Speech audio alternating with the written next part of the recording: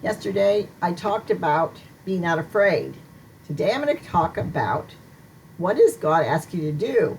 There was an article I wrote for the Augusta Chronicle, and it was all about take a pause. It was written at the beginning of Lent. Take a little pause. I mean, it was it at the New Year. And God asked of the article, when I wrote it, it was like this: where are you?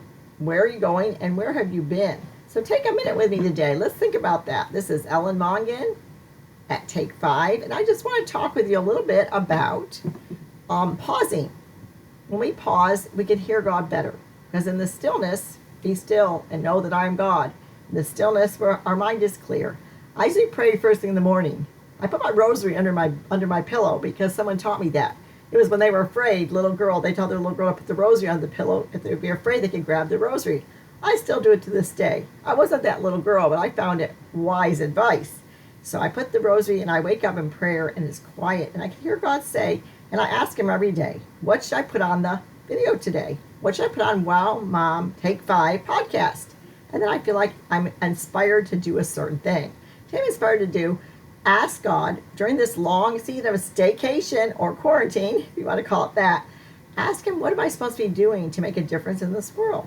Now, when I used to ask God that a long time ago, he would always say to me, I want you to write. I go, okay. Now, what do you want me to do, Lord? I would ask again. He would say, I want you to write. In my spirit, man, I would hear him in the quietness of my heart in prayer. And I go, oh, what do you really want me to do? And it was always right. So finally, I think God got tired of me asking. I heard in my spirit, man, the story of Dumbo, if anybody remembers it. He was able to fly, but he was only able to fly if he had the feather in his trunk. Then he was able to fly because it gave him courage. So God, I kind of felt like God was saying, buy a feather. I have a feather, see? I keep it in my drawer, right next to where I write, near my pens, because God calls you to do something, and then you have to do it.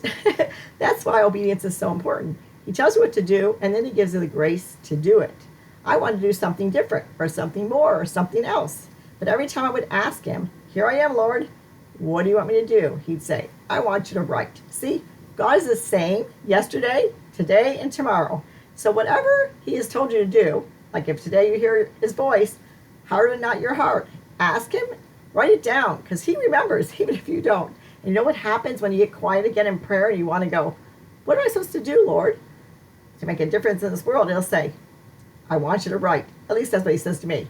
Because right now he would say the same thing he said when you asked him before. He may not be calling you to write. Maybe he's calling you to invent the cure for cancer or the cure for this virus. Maybe he's calling you to call a friend today and cheer them up.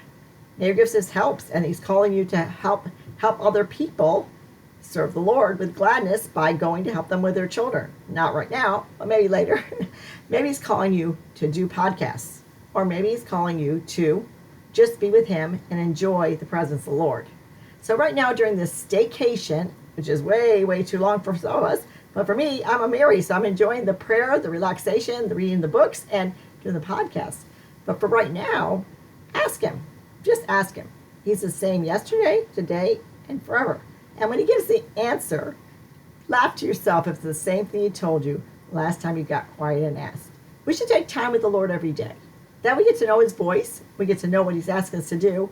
And then all we have to do is do it. You may have a better idea, but you know what? He's not going to change his mind. So this is Ellen Mongan, and this was Take 5. And I thank you for taking a minute with me today and enjoying the presence of the Lord, that we are given time to just be and to be with him. Thank you.